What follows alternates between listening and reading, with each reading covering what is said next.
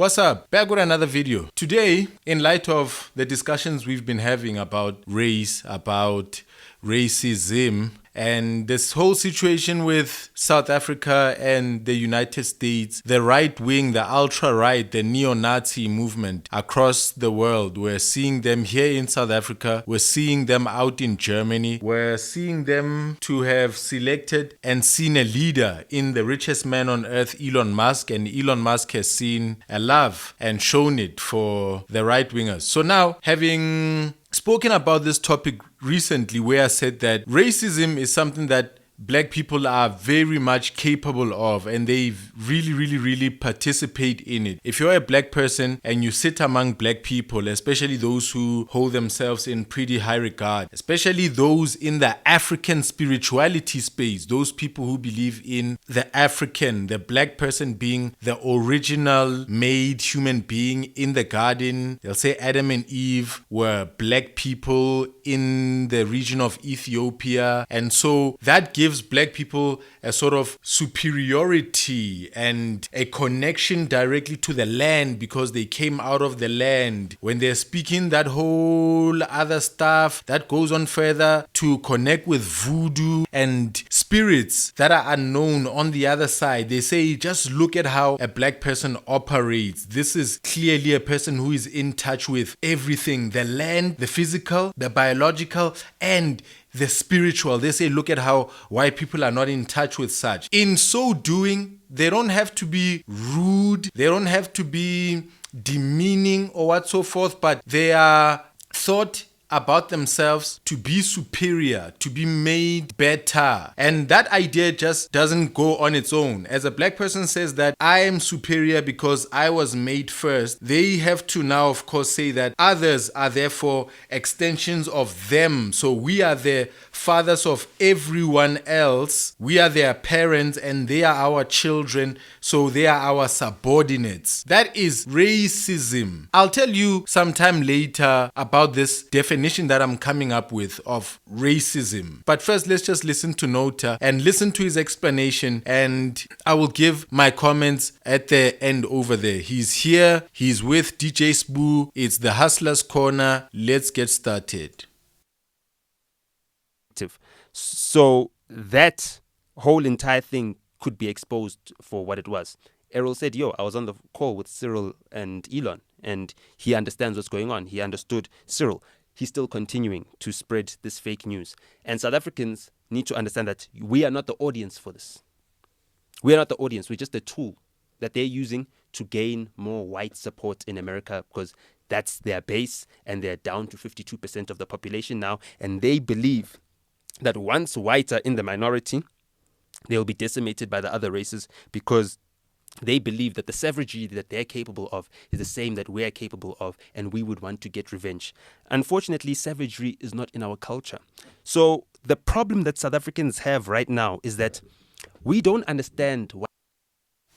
Hear that. Not making too many comments as yet, but listen to what you are listening to. He's saying black people are not capable of savagery. Ask Nota on a good day, are black people good people? Standard in all cases, non-savage? Let's just eliminate the good. Let's just put that aside because that might invite too many avenues for escaping the question. Let me direct it straight. Black people are not capable of savagery. Are you really sure? Are you really sure? Think about it. Black people have absolutely no history at all of any savagery towards one another, towards other people at all. Crime is savagery. Rape is savagery. Murder, savagery. Savagery ki bukhema, cannibalism, the slaying of somebody who looks like you and the consuming of them. In the worst definition, when we're really showing that. You're telling me that only white people are capable of that? We've only seen white people landing on ships doing that alone? No, hold on. That sounds like black people are being elevated and white people are being brought down. And now if you just leave this conversation packet, go next door and find a group of white guys having a discussion, they'll be saying that only those ones on that side are capable of savagery. I'll tell you my definition of racism. White people. White people are inferior species to us. We are Homo sapiens. They've got Neanderthal blood in them. This is the science. And this is not science that was done by black people. It was done by them. You see? You heard it straight now. White people are inferior.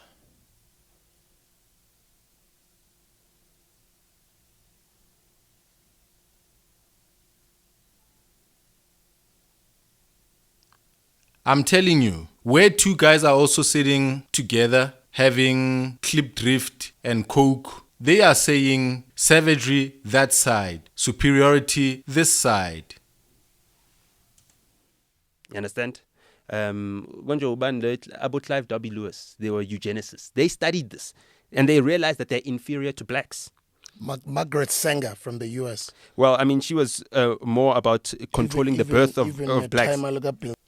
Hey, I'd like to invite you. Perhaps you are a white racist and you've been watching my content and you're just quiet. I'd like to ask you to become brave and maybe just entertain us. Entertain me in the comments as I ask this question. Are you listening to racism right now, according to you? How do you feel? What do you think of what is being said over here? And just type in the comments. Do you believe that you're superior? Do you believe that this is a fallacy and you are holding on to the truth? If you are a white racist and you genuinely believe that you are superior, please, I ask you, do not be afraid. Just get in here and let us know what you think. Let's have a head-to-head direct discussion. I've seen debates on Jubilee. There's a YouTube channel called Jubilee where they'll bring people with opposing ideas and have them get into quick debates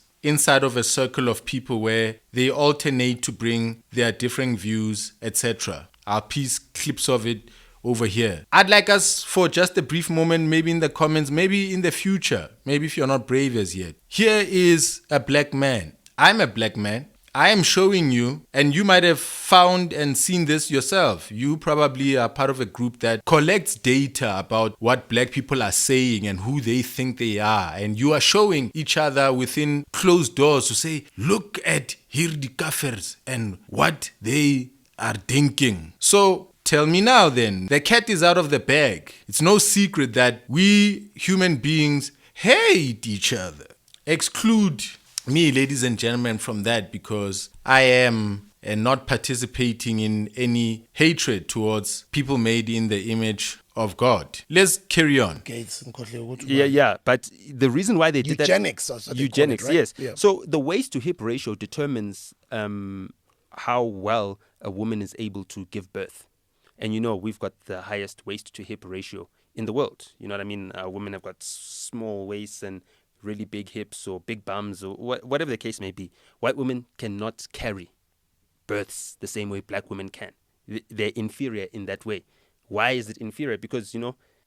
Yo, racist dudes, white dudes, Nota says your women are inferior in that way. What do you have to say? Ish. Yeah. God said Zalana Nandi. Right? So if you're not making babies, your nation is going to get smaller. The white population is shrinking and shrinking and shrinking and shrinking. So when you look at the white population shrinking and shrinking and shrinking, for us it makes no sense to descend into the savagery that they have. Whatever land that they're holding on to, either way their numbers are dwindling. Whatever leadership that they had is dying out as well. And you know about wealth disappearing after the third generation that is passed down to. You know, so they're on the last generation. We're dealing with the weakest whites that the world has ever seen. You hear that? Apparently, you, white person living right now, are the weakest link so far in the chain. The weakest. So says a black man. Now tell me what you think. Tell me why South Africa is rioting and is so full of racial tensions. Listen to the things we speak towards each other as people. Those who can stop. You know, and again, I want to explain this so that people don't think that, you know, I'm being racist by saying whites are inferior genetically. Here comes the justification of why it's not racist. I'm watching this live with you so far. I got a piece of the beginning of this conversation and I was like, let me hop straight in front of the camera with it. So I'm not prepared for what's coming next. Let's hear it together. We've got different categories of evolution of apes. You know what I mean? If we are all apes, we are at the echelon of that. Whites are a step below because they've also got Neanderthal DNA. Oh, hey, let's go. You know what I mean? Which is a previous ancestor of ours. So we expect to have Ubuntu, humanity. Unfortunately, by the strictest definition of what a human being is, white people are just below human beings. Yeah, so just below black people, meaning in the same line with cats and dogs, pets, or perhaps insects. Which level below human are you saying white people are? This is outrageous, y'all. You are negotiating with an animal. Oh my a lord. Wild dog that you're trying to train to be tamed, to be upobi, you who guards your house. You can never do that. So we're expecting Ubuntu from them. We're like, you stole our land, you butchered our people and everything else. Did he really say Bobby? Oh, wait. Whew. Let me calm down. This is all coming back to me.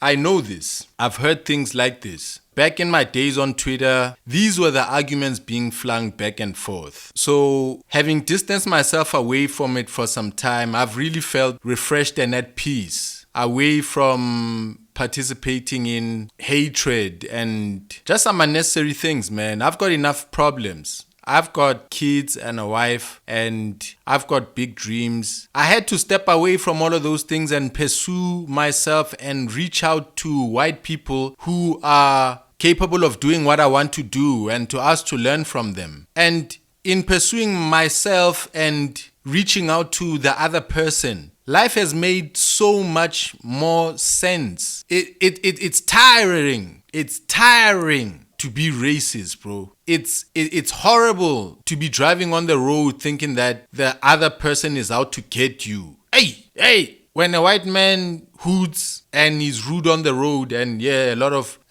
white people, you find that they are, when they realize that you're a black person driving and you brake in front of them or overtake them, they suddenly hoot. Beep, beep. You got in my line. You should be behind me. Bloody fuck on. And then the black person in the car is like, Lencha, Kotoy. But yo, man, I've been at peace to be far away from speaking these things about people and hearing them. Being outside of an echo chamber. Go watch on one of these home channels. Just Google search. There's a documentary called Erasing Hate. This is a show that follows a program where white people from the United States who've been part of extremist, white nationalist, Aryan Brotherhood, skinhead, Ku Klux Klan, Blue Bloods stuff, those people who have tattoos all over themselves and join a gang. My racial philosophy was we were the master race. White people were meant to rule the world. We created society, we created economics, we created everything. We were meant to rule, and therefore it was our God-given right to stand up and take what was ours.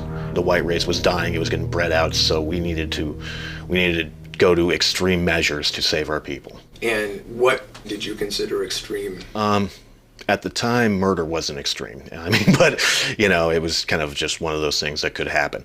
But now, hindsight, it was, you know, drive-bys, things like that would be very extreme. And tattoo hate on their knuckles. H-A-T-E on their knuckles. People who've done that. There's a program where they sort of repent from that kind of thinking and that kind of lifestyle, and they come to remove those tattoos, and the show follows them removing that and speaking a different language, showing that this ideology has been removed from their minds. So those shows are out there. Credit to the white people who are waking up on that side. Not everybody is growing crazy. There are some who are coming out of crazy. So we are here in 2025 on the 17th of February listening to Nota on this side. You can definitely say that any black person who steps up from having listened to this will come up and come out with a superior attitude, and they will speak this to others. When I say radicalization, when I spoke about being radicalized in the EFF and the things we digested, this is it. And we just want justice. We're not out for your blood. We're not chopping off your heads. We're not doing anything. Why don't you guys understand that? Why don't you guys have Ubuntu? Why don't you guys have a heart? They don't, because they're incapable of that. You cannot expect the same behavior of a human being that you're expecting of a dog. You understand what I'm saying? Like, if a dog chews up your couch, you're not going to beat your dog because he chewed up your couch. You know what I mean? You're going to be like, damn, why didn't I lock the dog somewhere where it can't chew up the... And he laughs while he's at it. the couch. So, us as black people, we need to now start being smarter. We need to start understanding what we are dealing with. Because we're not dealing with a who. We're dealing with a what. You understand? And when we deal with this what of savages, because that's their history, everywhere in the world white people have gone and progressed. They've progressed because of savagery. They've killed people. They've decimated populations everywhere, around the entire globe. There's not a place where the sun shines that white people have not decimated the people in the world. You go to Australia, they decimated the natives. You go to America, they removed the natives completely to a small minority. Even there's more. The Aborigines in Australia and the Native Indians in America, the Red Indians. More African Americans than Native Americans. That's the whole entire point. So we now want to say, oh no, be sensible. They will lie. Elon Musk needed to lie to fit in America. He needed to say, yeah, no, I left South Africa because I didn't want to join the army. No, you didn't want to join the army because you had no friends, bro. You understand what I'm saying? Usbusiso, Liope, when he goes and does something and they're interviewing him, there are people from his high school, from Wits Tech, from wherever that phone in, hey, Usbuda, ngahlangana naye gupi gupi, I'll shout out. Where have you ever heard people phoning in to say, yo, I went to Bryanston High School with Elon. I went to Pretoria Boys with Elon. He had a hard time fitting in school. When he went to America, it was another escape for him. He was escaping from just being this guy who's a social outcast, you know? And that's the main problem that we're facing right now. So I just want to read quickly. The Comprehensive Anti-Apartheid Act of 1986 was a significant piece of U.S. legislation aimed at addressing and influencing the end of apartheid in South Africa. Here's an overview based on the available information, the key points of the act. Legislation overview. The act was designed to impose economic sanctions on South Africa in response to its apartheid policies. It was enacted by Congress to pressure South African government to end racial segregation. Let's just pause it right there. The video has been long enough. The part I wanted to hear and speak on has been covered. Now, before I depart, let me explain my definition of racism. Let's go to the more basic word, race. There's two definitions primarily. One is a speedy contest or a high velocity contest where one intends to cross a finish line before the other. That's a race. There's car racing, horse racing, people racing, all kinds of things. Then there is the other definition of race. This one is, I think, what we call a common noun or a collective noun. It's a grouping word. So a race of human beings, or a group of people.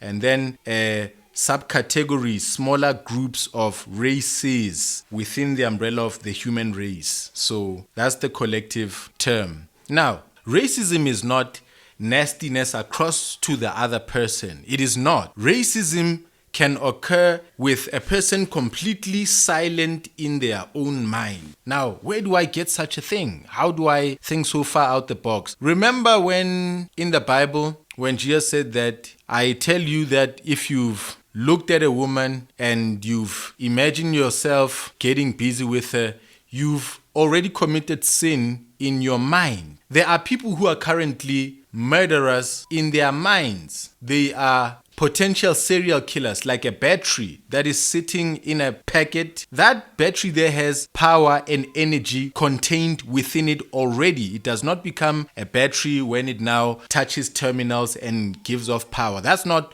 where its life begins. Its life is already begun. The power is already within there. You see? A pervert is not one who is caught after the act. There's a pervert right now keeping quiet about to commit the perversion. So what do we call them currently? Do they only become a pervert after they act? So racism does not necessarily need one to act. There is one that is internal that will be judged by God. I know when we talk about politics, we like to, put on these tinted, very thick glasses where we just look and see very near. But look further. You cannot exclude God from these kind of conversation. You cannot exclude human beings' immorality. So now back to race and racism. Racism is the participation in a speedy contest with the human race amongst the races of humans. As soon as you now have a mindset that is elevated and superior and it claims to be ahead while others are behind, where you claim to have evolved further than others have evolved, that is racism. You are racing with God's races. You are in a speedy contest. And at the extreme ends of all races, black or white, when you find the most extreme white people, the most elevated in their minds, those ones, you will hear them say that they are even God. They'll look at their riches and their wealth, and so much about their life says that they've gone where no human has ever gone before. And that is a definition of God. You are the head of all humans. A lot of people think like that, whether they're black or white. And now I want to tell you that at those very extremes where people not just believe that they are superior, whether smarter or prettier or more capable at work or more economically active or more participating in taxes. Outside of those definitions, when you go even further and they start to say that they are God, closer to God. Now, remember I said this is immorality, that this is sin, that this will be judged by God. Now you're going closer to what is Luciferianism. If you remember, Lucifer himself was not satisfied with just being an angel who was made superior above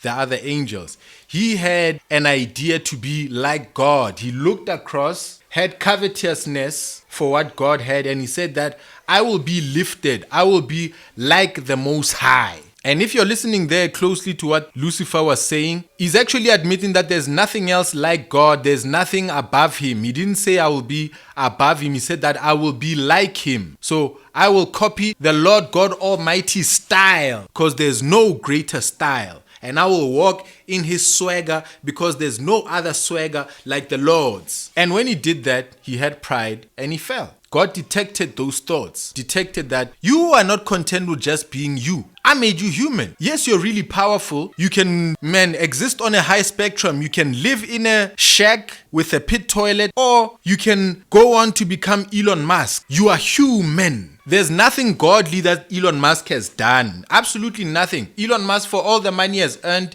through government contracts, through a system of the stock market where imaginative money just piles up, he's termed to be the richest man. But Elon Musk has not even manufactured one mosquito, one living organism. For all his money, he can't manufacture a mosquito. But God has. There's a little brain inside that mosquito. There's a little digestive system inside that mosquito.